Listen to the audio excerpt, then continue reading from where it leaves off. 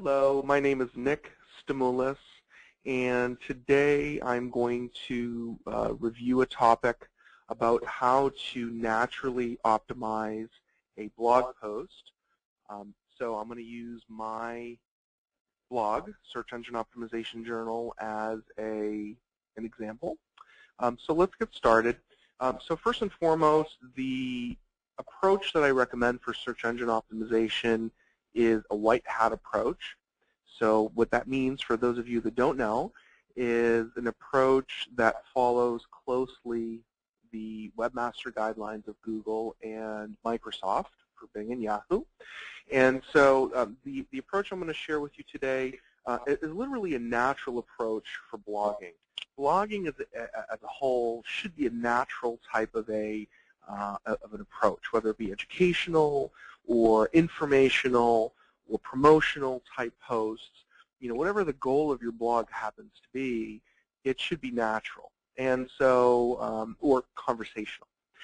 So the approach of optimizing a post is really keeping it natural. So, you know, a lot of people tend to really optimize for certain keywords and write content around it.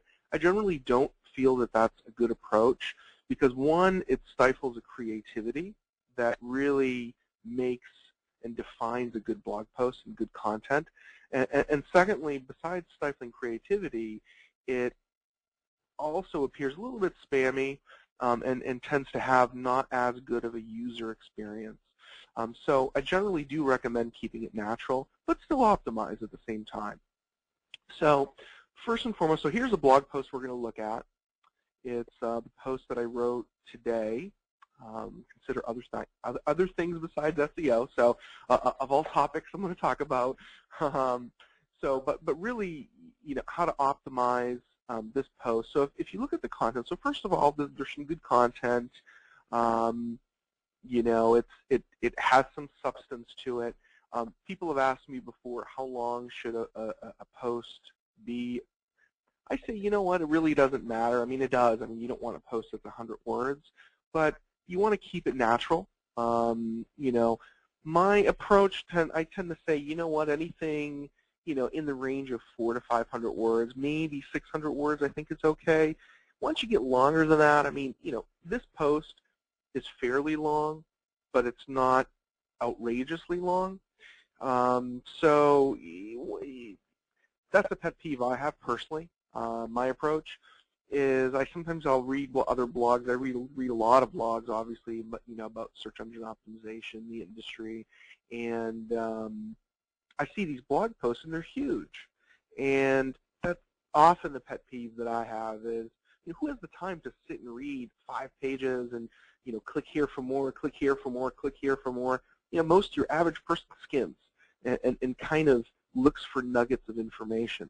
So that's the approach from a content development perspective that I generally recommend. Obviously different for every type of blog and type of industry and goals, but that's usually what I recommend.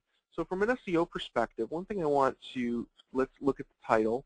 So the title, consider other things besides SEO. So what that does is it literally piques people's interest. Okay, so that's the first good thing. The second thing is, you know, if you read the post, then, you know, we're not going to take the time to read it, but, you know, I'm not really optimizing it for any specific keywords. So what happens is you keep that natural aspect to it. Then the next thing that I usually do is say, okay, you know, I've written the post, I have my topic, I have a really good engaging type of a post that is going to make people click. Often, you know, and that's important because the post title should be the title tag. And if you look to see how this is indexed, you know, let's look and see how this is indexed in Google. See, right here? So this right here, I mean, you can see it. This is an engaging title. So if someone happens to come across this, it is engaging. And then you can see the title of the post is right here. And again, it kind of, you know, feeds into that. And then, you know, and so what I'm showing you is manually optimizing a post. There are some really good WordPress. I use WordPress for blogging.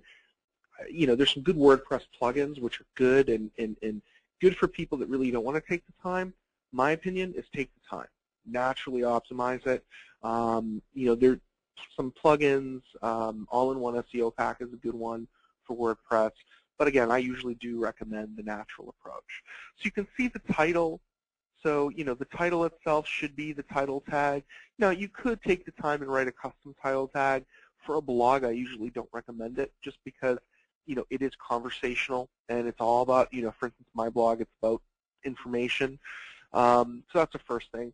And then you come here. Then what I usually do is the image tag, right? So I happen to put one image that's somewhat related to, that kind of fits into the overall theme of the particular post.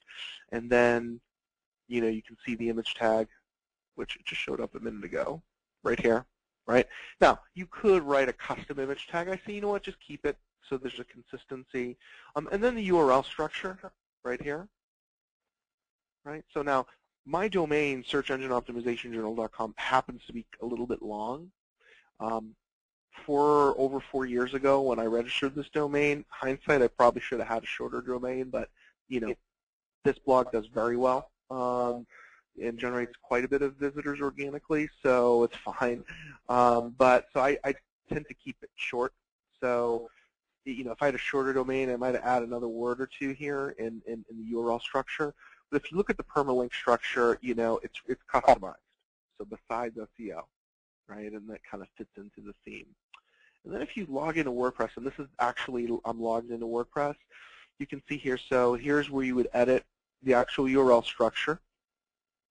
I'm using the latest version of WordPress at the time I'm recording this. So if you watch this video a year from now, it's going to look different because it'll probably be a different version of WordPress.